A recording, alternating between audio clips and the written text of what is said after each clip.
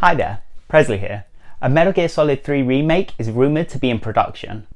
If the remake uses the same Fox engine as Metal Gear Solid 5, the bosses would have to be reimagined to keep things fresh.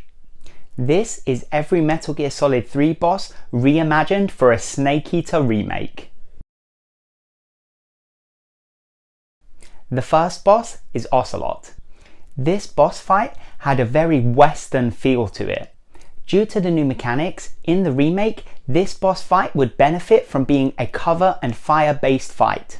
The arena should be much larger and you should have to chase Ocelot as he runs from cover to cover. This would play similar to how I reimagined the Metal Gear Solid 1 Ocelot boss fight. If the player manages to catch up to Ocelot while they're chasing him, this could trigger a CQC moment. If the player hides behind cover for too long and they're too cautious, Ocelot should be able to ricochet bullets around cover.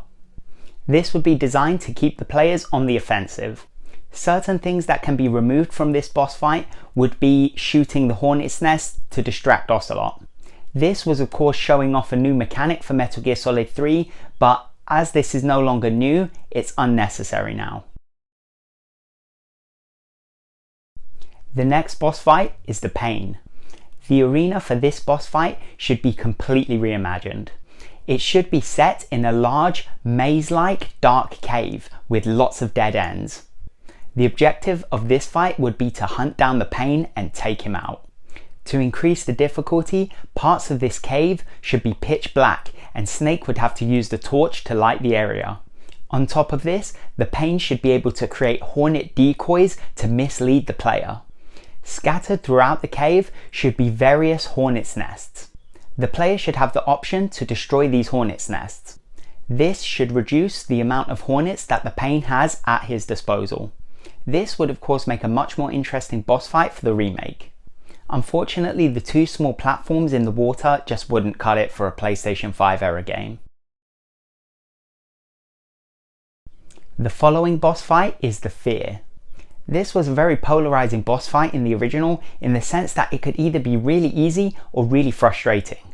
This was because the Fear had the ability to eat food and restore his health. Keeping to his namesake, the Fear boss battle should be reimagined as a more cerebral, more psychological boss fight.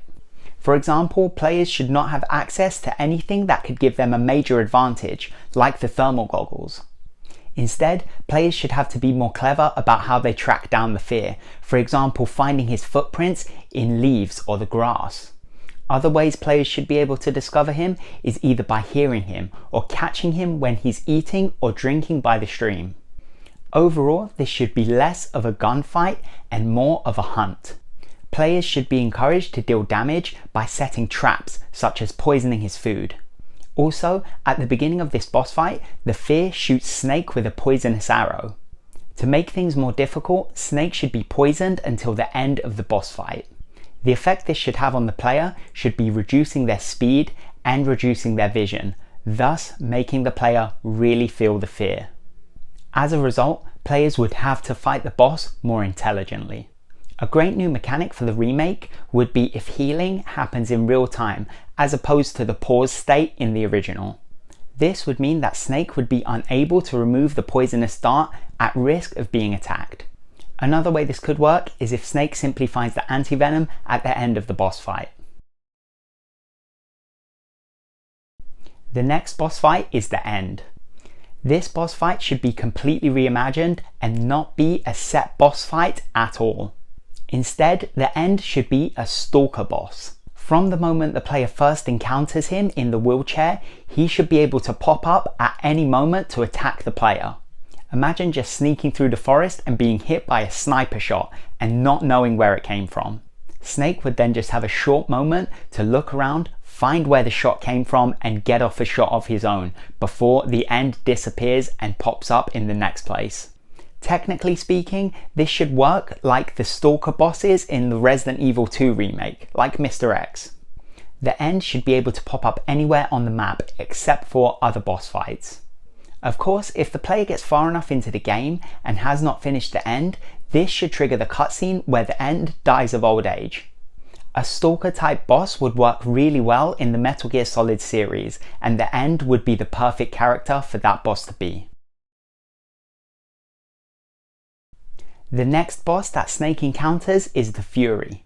The first way this could be reimagined is if the fire is far more damaging. In the original, fire was something you can just run or roll through. In the remake, fire should be a serious hazard, thus making the Fury a boss to be reckoned with. This boss fight should be more like the Vulcan Raven boss fight in Metal Gear Solid 1. There should be various forms of cover scattered throughout the arena. As the boss fight goes on, these should become more and more damaged to the point where most of these are destroyed and there is nowhere to hide. Likewise, the AI should be able to start fires around common routes, thus preventing the player from running around in circles. There should also be other environmental hazards in this boss fight. For example, there should be explosive barrels that if the flame gets too close, they could explode on the player. Also, as the fire spreads, parts of the ceiling should be collapsing. This will certainly keep players on their toes. To top it all off, the Fury should have a greater range of weapons at his disposal. These weapons should all be fire-based. One of these additional weapons could be a Molotov cocktail. The next boss is the Sorrow. Now this isn't really much of a boss fight at all.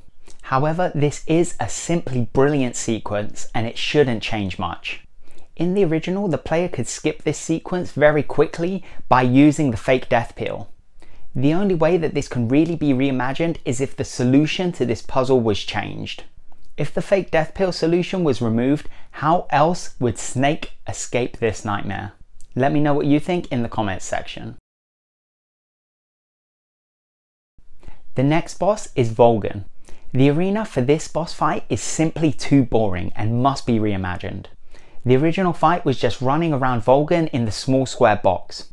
Instead, this fight should take place in the Groznygrad Weapons Lab main wing. This is the same area where Snake just settled the C4, and it's far more interesting. Due to Volgin's electromagnetic field, he should be completely immune to bullets. To add to Volgin's arsenal of attacks, he should be able to send electrical currents through metal objects to shock the player.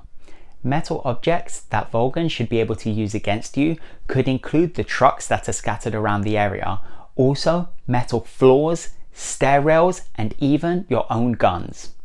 Also, as the boss fight goes on, Volgin should become enraged and start destroying objects with electrical blasts.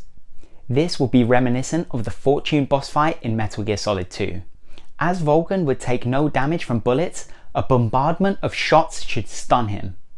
At this point, Snake could come in with a CQC attack. In other words, this boss fight should be predominantly CQC based, as there are no hand-to-hand fights in the game. The objective would be sneaking around the large area, getting off enough shots to stun him, and landing a few CQC shots before he recharges and you have to run away. Next is the Shagohod. Now this boss fight should be far more epic. It should draw inspiration from the Sahelanthropus boss fight in Metal Gear Solid 5, as this was the best Metal Gear fight in the series. Because there are far less technical limitations now, the arena should be far larger and be far more diverse. For example, there should be obstacles that can slow down or temporarily stop the Shagohod. This could include things like trees, thick mud, or swamps. There should also be a limited amount of vehicles and mounted weapons scattered around the arena. This would give Snake the option to do some major damage.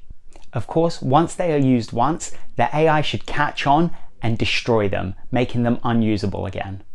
Before we move on to the final boss, I would just like to say, if you're enjoying this video, please leave a like and consider subscribing. The final boss fight in Metal Gear Solid 3 is against the boss. In the original game, this boss fight was difficult, and rightfully so. Snake comes face to face with his mentor and superior. In the remake, with all the new mechanics introduced, this fight has a risk of becoming too easy. To counter this, the boss should have far more moves at her disposal. For example, the boss should be able to crouch and walk through the flowers to stay hidden. Also, the gun the boss is using during this fight is the Patriot.